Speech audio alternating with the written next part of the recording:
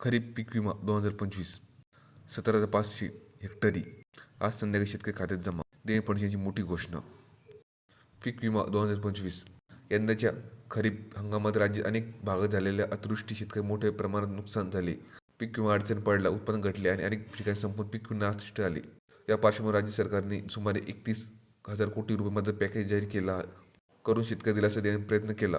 या पॅकेजमध्ये पीक विमा योजनेत प्रति हेक्टर 17,500 रुपये मदत देण्याचे आश्वासन दिले होते.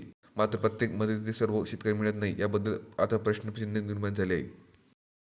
सरकारने जाहीर केलेली मदत थेट प्रत्येक शेतकऱ्याच्या नुकसान आधारित नसून ही महसूल पातळी पीक कापणी प्रत्येक ठरण्यात येण्यास सरकार उत्पादन अवलंबून असणार आहे. प्रत्येक महसूल मंडळ बारीक ठिकाणी पीक विमा प्रयोगी घेतला जातो आणि त्यातून त्या मंडळाचं सरासरी उत्पादन निश्चित केले जाते. हे सरासरी उत्पादन मागील 5 वर्षांचे सरासरी उत्पादन म्हणजे उंबरठा उत्पादक तुलना करून नुकसान भरपाई ठरले जाणार आहे.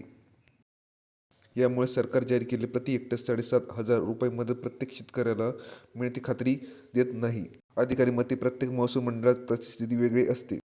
काही ठिकाणी अतिवृष्टी प्रचंड नुकसान झाले असते, तर काही भागात तुलनात्मक उत्पादन टिकून राहिले अशी शक्यता आहे. त्यामुळे एका महसूल मंडळात सरासरी उत्पादन जास्त राहिल्यास त्या मंडळातील अपेक्षित कमी भरपाई मिळू शकते.